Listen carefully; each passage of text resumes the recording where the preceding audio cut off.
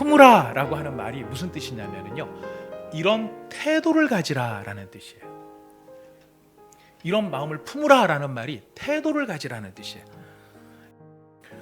예수님이 가지셨던 태도는 첫 번째, 겸손한 태도를 가지셨습니다. 여러분, 겸손함이라는 것이 무엇일까요? 저는 못생겼어요. 아니, 저는 키가 작아요. 아니, 저는 이렇게 못해요. 저 같은 게 감히 어찌. 이런 모습이 겸손함이 아니고요. 예수님이 가지셨던 겸손함의 본질은 무엇이냐면은, 나 자신을 생각하는 것보다 다른 사람을 먼저 생각하는 것이 겸손의 본질이었어요. 두 번째, 예수님은 누구를 먼저 생각하셨냐면은 바로 죄인인 우리를 먼저 생각하신 거예요. 불쌍한 것의 본질은 무엇이냐면은, 가장 하나님 앞에서의 불쌍함의 본질은 뭐냐면은 의가 없는 거예요. 진리를 모르는 거예요. 참된 사랑을 할 수 없는 사랑의 결핍이 있는 거예요. 그래서 하나님을 알지도 못하고 하나님을 경외하지도 아니하니까 하나님 앞에 설 수 없는, 의로움이 없는 존재가 되다 보니까 남는 건 뭐밖에 없느냐? 심판밖에는 남은 게 없는 것. 그것이 인생이 가진 진짜 불쌍함의 모습인 거예요. 못 먹어서 사업이 안 돼서 집이 안 돼서 불쌍한 게 아니라 하나님을 모르고 하나님 앞에 설 수 없는, 그것이 진짜 불쌍한 인간의 모습이었죠. 바로 그 인간의 모자란 의를 채우기 위해서, 진리를 채우기 위해서, 사랑을 채우기 위해서 예수님께서 이 땅에 오셨다는 것입니다. 바로 그 자신의 안위나 자신의 평안함이 아니라 하나님 아버지의 필요, 그 다음에 죄인의 필요를 채우기 위해 자기 자신을 내어놓으신 그 모습을 성경은 겸손이라고 이야기를 하는 것이죠. 지금 성경이 우리한테 예수님의 태도를 가져라, 예수님의 태도를, 이런 태도를 가져라라고 얘기하셨을 때 두 가지인 것을 기억해야 됩니다. 예수님의 겸손의 태도, 두 번째는 그 겸손하신 일을 어떤 자세로 하신 거예요? 적극적이고 자발적으로 본인이 스스로 이 일을 기쁘게 하셨다. 이 태도를 우리에게 가지라라고 이야기하고 계시는 것입니다. 자, 이런 말씀을 주시면서 우리에게 오늘 선포하시는 겁니다. 너희 안에 이 마음을 어떻게 하라? 품으라. 이 마음을 품으라. 예수님의 태도를 닮아라. 예수님의 태도를 닮아라. 여러분, 예수를 믿으면은요, 죄를 안 짓는 게 아니에요. 예수 믿으면은 달라지는 게 다른 게 없고요. 두 가지가 달라지는데, 첫 번째, 예수 믿는 사람한테 나타나는 확실한 증상, 첫 번째 무엇이냐면 하나님을 부인할 수가 없어요. 두 번째, 구원을 받으면 달라지는 것 한 가지, 그것은 무엇이냐면 시간에 대한, 현재의 삶에 대한 이해가 달라져요. 이게 무슨 말이냐면은, 하나님을 모르는 사람들은요, 이 세상 지금 살아가는 것이 전부이기 때문에 어떻게 지금 여기서 잘 살 수 있을까, 그 관점에서 모든 것을 해석을 해요. 우리의 마음이 바뀌기까지는 인생의 산전수전 온갖 것들을 다 겪으면서 우리의 마음이 바뀌어요. 그러면 그 마음이 바뀔 때까지 우리의 태도는, 그 마음 바꿀 때까지 가만히 있어도 되는 것일까요? 그렇지 않다라는 것입니다. 손을 내밀라라고 하는 예수님의 그 말씀 속에 손을 내밀기 위한 태도를 가지고 있는 그 사람이 하나님의 응답을 경험하고 있는 것이, 마음이 있든 없든 우리의 태도를 결정하는 거예요. 그 자리를 지켜야 된다면 지키는 것이 우리의 태도인 거예요. 누군가의 관계가 있고 누군가의 삶이 있었을 때 그 사람에 대한 내 마음이 없고 안 가고 사랑스럽지 않다고 해서 우리가 그럼 마음 접어, 관계 끝내, 이것이 아니라는 거죠. 우리한테 요구되어지는 것은 무엇입니까? 바로 태도라는 것이. 사랑하는 것처럼 행동하십시오. 사랑하는 것처럼 행동하십시오. 이 영어로 말하면 이렇게 되어 있습니다. Act as if you love. Act, 움직여라. 어떻게 해요? As if you love. 마치 사랑하고 있는 것처럼 움직여라. 우리는 어떻게 하고 있는데? 사랑할 마음이 있어야 사랑하지 라고 생각을 하는데, 사랑할 마음이 있느냐 없느냐 그걸 따지기 전에 사랑하고 있는 것처럼 행동하라, 이렇게 이야기합니다. 이렇게 하자마자 위대한 비밀 하나를 발견합니다. 누구를 사랑하는 것처럼 행동하고 있을 때 실제로 그를 사랑하게 될 것입니다. 지금 하나님을 찬양하러 나왔으니 내가 하나님을 사랑하는 것처럼 한번 행동해보자. 어떤 행동입니까? 아멘하는 거예요. 찬양하는 거예요. 여러분 경험하실 겁니다. 그렇게 하다 보면 우리의 마음이 움직여지기 시작을 하는 겁니다. 그래서 아멘이 중요하고 동의가 중요하고 예스가 중요한 것입니다.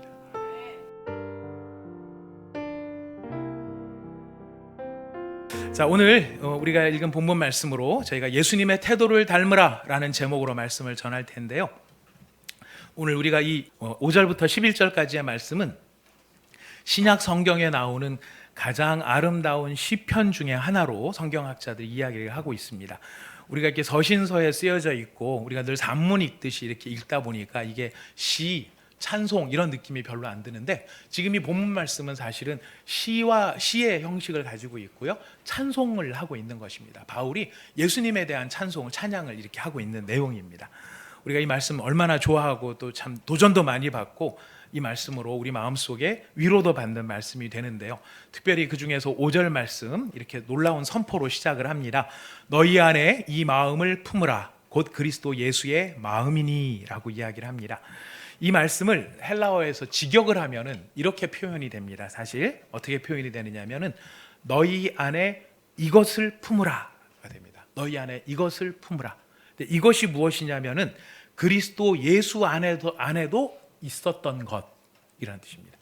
너희 안에 이것을 품으라. 이것이 무엇이냐면은 그리스도 예수 안에도 있었던 것, 그것을 품어라 이렇게 되어 있습니다. 품으라라고 하는 말이 무슨 뜻이냐면요, 이런 태도를 가지라라는 뜻이에요. 이런 마음을 품으라라는 말이 태도를 가지라는 뜻이에요. 자, 그렇다면 우리가 예수님께서 어떤 태도를 가지셨는지 보아야 되겠죠. 예수님이 가지고 계시는 태도, 우리 읽은 본문 6절에서 8절에 예수님의 태도가 나타납니다. 지금 예수님께서 하신 여러 가지 일들을 지금 뭉뚱그려서 한 단어로 이야기하자면, 지금 예수님이 하신 6절부터 8절까지의 내용을 한 단어로 이야기를 하자면 바로 이것이 겸손입니다. 예수님이 가지셨던 태도는 첫 번째 겸손한 태도를 가지셨습니다. 여러분, 겸손함이라는 것이 무엇일까요? 저는 못생겼어요. 아니, 저는 키가 작아요. 아니, 저는 이렇게 못해요. 저 같은 게 감히 어찌. 이런 모습이 겸손함이 아니고요. 예수님이 가지셨던 겸손함의 본질은 무엇이냐면은 나 자신을 생각하는 것보다 다른 사람을 먼저 생각하는 것이 겸손의 본질이었어요. 아버지가 가지고 계시는 저 계획이 어떻게 이루어질 수 있을까? 어떻게 그 계획을 내가 이룰 수 있을까? 이것을 먼저 생각한 것이. 그래서 예수님은 자기 자신보다 하나님 아버지를 먼저 생각하셨고요. 두 번째, 예수님은 누구를 먼저 생각하셨냐면 바로 죄인인 우리를 먼저 생각하신 거예요. 자신의 평안함보다는 죄인인 우리가 가지고 있는 결핍을 보시고, 모자람을 보시고, 어떻게 그 결핍을 채우고 그 모자람을 채워줄 것인가, 우리를 먼저 생각하셨다는 거예요. 죄인인 우리가 가지고 있는 결핍, 본질적인 결핍이 무엇이겠습니까? 만약 우리가 지금 상황이 한국 전쟁이 끝난 직후의 상황에 우리가 살고 있다면 없어서 그랬던 거죠. 없게 된 이유는 전쟁통에 다 소멸된 거예요. 자, 이런 상황 속에서 불쌍한 거는 어떤 게 불쌍하게 보이냐면, 먹을 것이 없구나, 집도 없구나, 돈도 없구나, 아이고 넌 옷도 못 입었네, 이거 어떻게 하면 좋으냐, 이게 우선적인 불쌍함으로 느껴져요. 그래서 그걸 해결해 주기 위해서 많은 사람들이 헌신하고 노력도 하셨죠. 그런데 그럼 그런 문제가 해결된 오늘날의 시점으로 보자면 먹을 것도 넘쳐나죠, 수십억 원짜리 집도 가지고 있죠. 그런 형편 속에 살아가기도 하기도 합니다. 자, 그러면 안 불쌍한가요? 그래도 불쌍한 거예요. 그 시절이나 지금 이 시절이나 불쌍한 것의 본질은 무엇이냐면은, 가장 하나님 앞에서의 불쌍함의 본질은 뭐냐면은 의의가 없는 거예요. 진리를 모르는 거예요. 참된 사랑을 할 수 없는 사랑의 결핍이 있는 거예요. 그래서 하나님을 알지도 못하고 하나님을 경외하지도 아니하니까 하나님 앞에 설 수 없는, 의로움이 없는 존재가 되다 보니까 남는 건 뭐밖에 없느냐? 심판밖에는 남은 게 없는 것. 그것이 인생이 가진 진짜 불쌍함의 모습인 거예요. 못 먹어서 사업이 안 돼서 집이 안 돼서 불쌍한 게 아니라 하나님을 모르고 하나님 앞에 설 수 없는, 그것이 진짜 불쌍한 인간의 모습이었죠. 바로 그 인간의 모자란 의를 채우기 위해서, 진리를 채우기 위해서, 사랑을 채우기 위해서 예수님께서 이 땅에 오셨다는 것입니다. 바로 그 자신의 안위나 자신의 평안함이 아니라 하나님 아버지의 필요, 그 다음에 죄인의 필요를 채우기 위해 자기 자신을 내어놓으신 그 모습을 성경은 겸손이라고 이야기를 하는 것이죠. 자, 그렇다면 우리가 겸손한 사람이 된다, 겸손한 태도를 갖는다, 어떤 걸까요? 선한 눈빛에 아주 조심스러운 몸짓을 하는 것이 겸손이 아니고, 저 사람이 지금 나와 함께 사는 저 사람이 어떤 필요가 있을까? 저것을 내가 어떻게 채워줄까? 여러분, 그렇게 하려면은요, 우리가 낮아지지 않으면 사실 채울 수가 없어요. 그죠? 네. 진짜로 낮은 마음으로 그 사람을 살펴보지 않으면은 우리가 그 사람이 뭐가 모자란지가 안 보이는 거예요. 그래서 예수님의 이 모습이 바로 겸손한 태도였었습니다. 예수님은 이걸 이루시기 위해서 본질상 하나님이셨던 예수님이 종의 형체를 가지셨다 그래요. 이 종이란 말은 둘로스라는 말이에요. 많이 들어보셨죠? 둘로스. 만유의 주가 만유의 종이 된 거예요. 만유의 퀴리오스가 만유의 둘로스가 되셨던 거예요. 이게 바로 종의 형체를 가지셨다라는 말입니다. 그런데 예수님께서 이렇게 자기의 안위를 돌보지 아니하시고 자기를 내려서 사람들의 필요를 채우기 위해 고통당하는 자리, 멸시당하는 자리, 수치를 당하는 자리, 저주의 죽음을 당하는 자리까지 내려오시는 이 일, 이것이 첫 번째 겸손의 태도였다면, 두 번째는 이런 겸손을 어떤 자세로 행하셨느냐라는 거예요. 이 일을 예수님 어떤 자세로 하셨습니까? 여러분, 예수님이 어떤 자세로 했는지를 알 수 있는 힌트가 뭔지 아세요? 우리가 읽은 6절에서 8절까지의 모든 문장의 주어가 누군지 아십니까? 예수 그리스도예요. 이거는 하나님 아버지께서 예수님을 낮추셨다, 하나님 아버지께서 예수님을 겸손한 자리로 내려보내셨다, 이 뜻이 아니고요, 예수님이 본인이 주어가 되셔서 본인이 내려가신 거예요. 그것을 뭐라고 얘기할 수 있겠습니까? 바로 적극적인 태도와 자발적인 태도와 그리고 긍정적인 태도로 이 일을 하셨다라는 거예요. 지금 성경이 우리한테 예수님의 태도를 가져라, 예수님의 태도를, 이런 태도를 가져라라고 얘기하셨을 때 두 가지인 것을 기억해야 됩니다. 예수님의 겸손의 태도, 두 번째는 그 겸손하신 일을 어떤 자세로 하신 거예요? 적극적이고 자발적으로 본인이 스스로 이 일을 기쁘게 하셨다. 이 태도를 우리에게 가지라라고 이야기하고 계시는 것입니다.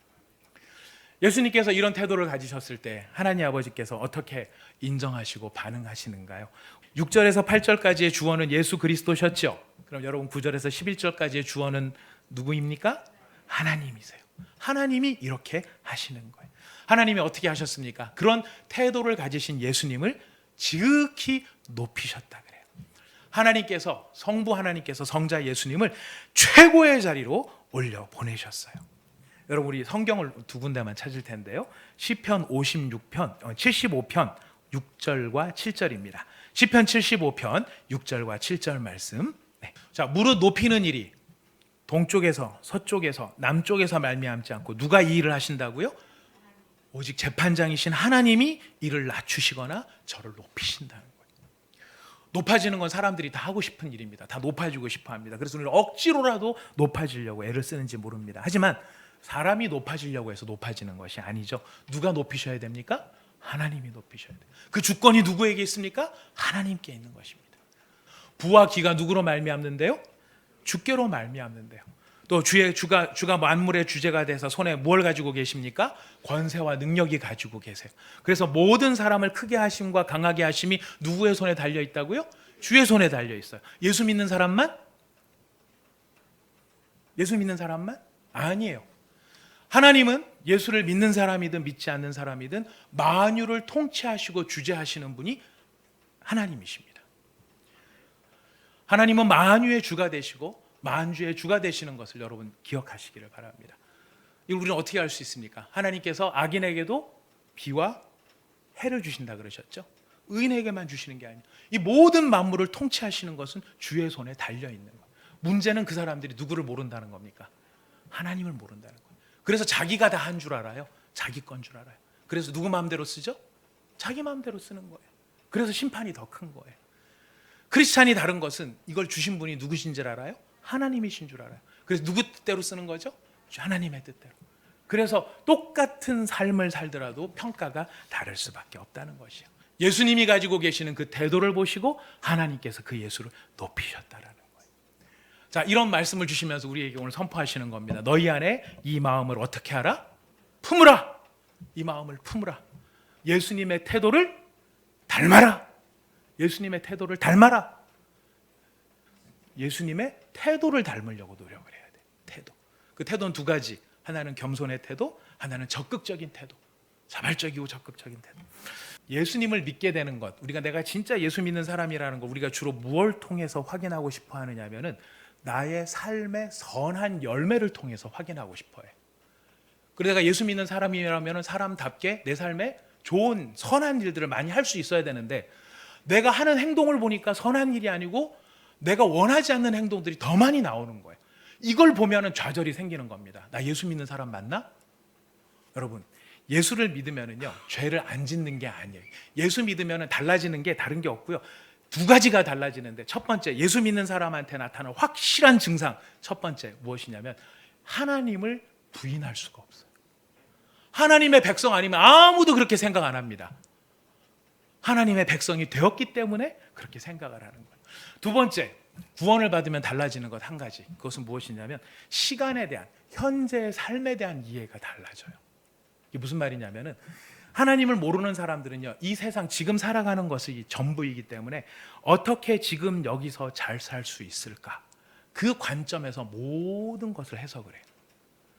그래서 지금 여기서 내가 어떻게 하면 잘 살까 하는 것을 어떤 관점에서 해석하기 시작하냐면은 영원한 하나님 나라로 이어지는 그 관점에서 어떻게 지금을 잘 살 것인가, 이렇게 이해하기 시작한다는 거죠.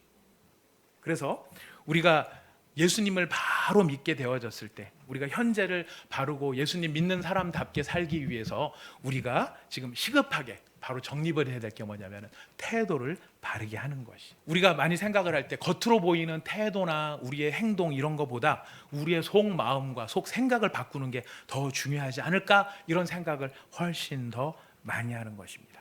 그래서 이런, 예를 들자면 이런 겁니다. 하나님이 우리가 참 좋으면서도 약간 불편하게 느껴지는 게 뭐냐면 이 성경 말씀에 항상 책임 안 지시려고 말 안 하는 거죠. 괜찮아요. 여러분, 우리 책임 못 지는 일 너무 많으니까 말씀해 보세요. 항상 기뻐하라. 쉬지 말고 기도하라. 범사에 감사하라. 범사에 뭐 하라? 감사하라. 그리고 뭐 하지 말아라? 여기는 안 나오지만 다른 성경에 보면은 불평하지 말아라. 불평하지 마라. 이런 말씀을 들으면 오 할렐루야 아멘 이런 생각이 드십니까? 아니면 감사합니다. 감사합니다. 부담스러워 이런 마음이 드실까요? 부담스러울 때도 많아요. 사실 왜 부담스럽냐면 마음이 감사가 없거든요. 우리 마음속에 무슨 생각을 하느냐면은 하나님 범사에 감사라고 하셨지만 제 마음에 감사가 없는데 어떻게 감사할 수 있겠습니까? 하나님 참 어려워요. 이런 이야기를 우리가 할 때가 있다는 거예요. 자, 그렇다면 뒤집어 봅시다. 말을 뒤집어 봅시다. 그럼 마음이 변하기 전에는, 마음의 감사가 넘치기 전에는 우리가 말과 표정과 행동으로 감사를 표하지 않아도 된다는 의미입니까? 무슨 말인지 모르시겠습니까? 마음의 감사가 이렇게 채워져야 내가 감사하는 거라면, 그렇다면 감사가 느껴지지 않는다면, 감사가 느껴질 때까지 우리는 말과 표정과 행동으로 순종하지 않아도 되느냐라는 것이. 그렇게 보니까 그거는 아닌 거예요. 성경에 이것과 관련해서 전 참 재미있는 말씀, 생각해 볼수록 참 음미해 볼수록 어처구니도 없고 또 참 재밌기도 하고, 이게 어떻게 표현해야 될지 잘 모르겠는데요.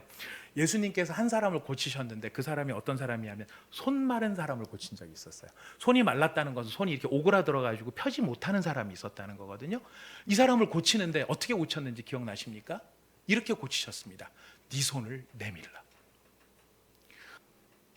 손을 내밀 수는 없었지만, 이 사람이 손을 쫙 펼 수는 없었지만, 지금 성경은 뭐를 강조하는지 아십니까? 그가 손을 내밀려고 행동을 하는 거예요. 그때 손이 펴졌어요. 그 마음에 깨달아지고 느껴지고 공감이 돼서 손을 내밀면 손이 펴지겠구나, 이거를 알아서 한 게 아니라 누가 말씀하시니까? 예수님이 말씀하시니까 어떻게라도 해보려고 하는 거예요. 펴려라고도 해보는 거예요. 손을 내밀라 그러니까 내밀려고 애라도 써보는 것이에요. 제가 진짜 놀라는 게 뭐냐면 성경은 이 손 마른 사람의 마음의 상태를 기록해 놓고 있지 않다는 거예요. 그가 동의를 했는지 공감을 했는지 그가 깨달았는지 이런 내용은 하나도 안 써 있고 뭐만 기록하고 있는지 아십니까? 그가 손을 내미니. 마음이 먼저인가 태도가 먼저인가? 손을 내미는 것은요 태도의 문제예요. 손을 내밀라 하셨기 때문에 손을 내밀어 보려고 하는 바로 그것. 우리의 마음이 바뀌기까지는 인생의 산전수전 온갖 것들을 다 겪으면서 우리의 마음이 바뀌어요. 그러면 그 마음이 바뀔 때까지 우리의 태도는 그 마음 바꿀 때까지 가만히 있어도 되는 것일까요? 그렇지 않다라는 것입니다. 손을 내밀라라고 하는 예수님의 그 말씀 속에 손을 내밀기 위한 태도를 가지고 있는 그 사람이 하나님의 응답을 경험하고 있는 것이. 마음이 있든 없든 우리의 태도를 결정하는 거예요. 그 자리를 지켜야 된다면 지키는 것이 우리의 태도인 거예요. 누군가의 관계가 있고 누군가의 삶이 있었을 때 그 사람에 대한 내 마음이 없고 안 가고 사랑스럽지 않다고 해서 우리가 그럼 마음 접어? 관계 끝내? 이것이 아니라는 거죠. 우리한테 요구되어지는 것은 무엇입니까? 바로 태도라는 것이. 마음이 성숙해서 마음에서 우러나와서 그때 순종하는 게 그게 진짜 순종이지 억지로 이렇게 순종하는 게 순종 아니야? 이렇게 생각할 수 있습니다. 여러분 C.S. 루이스라는 사람을 아실 겁니다. 많이 들어보셨을 텐데 혹시 모르시는 분들 계시면 우리 기독교에 대해서 20세기가 낳은 기독교의 가장 탁월한 사상가가 두 사람이 있는데 한 사람은 프란시스 쉐퍼라는 사람이고요. 한 사람은 C.S. 루이스라는 사람이에요. 이분의 글들을 한번 읽어보십시오. 여러분에게 굉장히 많은 도전이 되고 도움이 될 것입니다. 근데 이 C.S. 루이스가 순전한 기독교에서 이렇게 이야기를 합니다. 당신이 당신의 이웃을 사랑할까 말까로 시간 낭비를 하지 마십시오. 시간 낭비하지 말고 그럼 어떻게 해야 되느냐? 이렇게 하라고 합니다. 사랑하는 것처럼 행동하십시오. 사랑하는 것처럼 행동하십시오. 이 영어로 말하면 이렇게 되어 있습니다. Act as if you love. 다시 한번 영어가 오늘 고생 많이 합니다. 끌려 나와서 오늘 저한테 끌려 나와서 앞에서 고생하고 뒤에서 고생하는데요. 이렇게 얘기를 하고 있습니다. 어떻게 해요? Act. 움직여라. 어떻게 해요? As if you love. 마치 사랑하고 있는 것처럼 움직여라. 우리는 어떻게 하고 있는데요? 사랑할 마음이 있어야 사랑하지 라고 생각을 하는데 사랑할 마음이 있느냐 없느냐 그걸 따지기 전에 사랑하고 있는 것처럼 행동하라. 이렇게 이야기합니다. 이렇게 하자마자 위대한 비밀 하나를 발견합니다. 누구를 사랑하는 것처럼 행동하고 있을 때 실제로 그를 사랑하게 될 것입니다. 우리가 이것을 위선과 오해하는 건 뭐냐면은 위선은 뭐냐면은 이 포도나무가 있어요. 포도나무 가지에다가 어서 포도 열매를 구해다가 그걸 끈으로 묶어놔요. 그래서 그 포도나무에 포도가 열매를 맺힌 것처럼 위장을 해요. 그게 뭐냐면 위선이에요. 어떤 점에서 위선이냐면 남들한테 포도나무인 척 하려고 보여주려고 하기 때문에 그게 위선이에요. 위선의 핵심은 남한테 보여주려고 하는 거예요. 지금 우리가 여기서 억지로라도 순종해 보려는 태도를 가지는 건 뭐냐면 남들한테 보여주려고 하는 것이 아니라 어떻게든지 예수님께 반응하고 싶어 하는 우리의 마음이기 때문에 그래요. 그래서 우리의 마음에서 막 우러나가지고 막 그런 게 아니고 그런 게 아니라 할지라도 우리가 예수님이 이렇게 말씀하셨다면 그 말씀에 따라 내가 어떻게든지 반응을 좀 한번 해봐야지. 바로 이 노력, 이것이 바로 무엇입니까? 태도라는 것이. 말씀을 정리하도록 하겠습니다. 여러분, 하나님께서는 우리한테 예수님의 태도를 갖기를 원하십니다. 예수님의 태도가 뭐였죠? 기억하십시오. 겸손과 적극성이었어요. 겸손과. 여러분, 적극성을 훈련하는 좋은 방법이 있습니다. 뭔지 아세요? 아멘을 열심히 하십시오. 아멘을 열심히 하십시오. 여러분 찬양할 때도 보면은요. 이 마음에서 우러나와서 찬양을 해야 된다고 생각을 하니까 내가 나한테 찬양을 하니까 마음이 우러나요? 마음이 우러난다는 게 늘 함정이에요. 제가 보니까 뭐 세상 살다가 찌들려서 막 왔고 막 비는 오는데 교회는 안 오면 또 전화질 할 것 같고 막 이러니까 막 이런 게 너무 싫어 막 이래가지고 이 사람들이 막 왔는데 오느라고 막 젖었고 막 짜증나고 막 이래. 근데 앞에서 막 찬양팀이 찬양을 해요. 찬양을 하는데 찬양하는 게 별로 마음에 쟤는 오늘도 왜 저러고 있을까? 뭐 넥타이는 왜 저 색깔일까? 왜 저 모양일까? 막 이거 생각하느라고 별로 찬양이 안 돼요. 그러면 그 마음이 좋아질 수 있을까요? 안 좋아질까요? 절대 안 좋아져요. 그런데 이 앞에 나왔으니, 지금 하나님을 찬양하러 나왔으니 내가 하나님을 사랑하는 것처럼 한번 행동해보자. 어떤 행동입니까? 아멘하는 거예요. 찬양하는 거예요. 여러분 경험하실 겁니다. 그렇게 하다 보면 우리의 마음이 움직여지기 시작을 하는 겁니다. 그래서 아멘이 중요하고 동의가 중요하고 예스가 중요한 것입니다. 아멘하는 자, 예스하는 자, 하나님 앞에 스스로 나가 적극적으로 자발적으로 하는 그 태도가 우리의 마음을 새롭게 하는 하나님의 은혜의 통로가 되는 것입니다. 사랑하는 믿음의 온사랑의 교회 형제자매 여러분, 우리 예수님의 태도를 닮아갑시다. 우리 예수님의 태도를 닮아갑시다. 겸손하게, 적극적으로, 자발적으로 우리 하나님께서 우리 이런 모습을 들어서 우리를 크게 복 주시고 칭찬해 주실 것입니다. 여러분 기억하십시오. 행동합시다. 행동합시다. 어떻게 행동합니까? 어떻게 행동합니까? 사랑하는 척. 네. 사랑이 우러나와서 사랑하려고 그러면 안 돼요. 여러분 식어버린 관계도요, 이 부부간에도 옛날에 사랑했던 때를 기억하십시오. 그랬을 때 그 사랑했기 때문에 했었던 행동들이 있어요. 지금은 아무 느낌이 없는데 무슨 행동을 해. 민망하고 서로 간에 이상하게. 아니에요. 그럴수록에 사랑하는 것처럼 행동하십시오. 그것이 우리의 관계를 살리고 우리의 모든 삶을 살리는 방법이 될 것입니다. act. 어떻게 해요? 못하겠죠 뒤에는. act as if you love. 마치 사랑하는 것처럼. 예수님은 진짜 사랑하셨기 때문에 하셨지만 우리는 그렇게는 안 돼요. 여러분 저를 마음으로부터 우러나와서 저를 진심으로 사랑해 주시려면 아마 예수님이 재림하시는 게 더 빠를 수도 있어요. 그죠? 네. 저도 마찬가지예요. 저도 여러분들을 사랑하고 싶은 마음은 있지만 마음으로부터 막 우러나서 사랑할 수 있는 그런 실력은 아직도 택도 없이 멀었어요. 저 어떻게 하고 있는 걸까요? 사랑하는 것처럼, 사랑하는 척 이거 말고 사랑하는 것처럼 행동하고 사랑하는 것처럼 태도를 가질 때 우리는 더욱 행복하고 건강한 주의 공동체가 될 줄 믿습니다.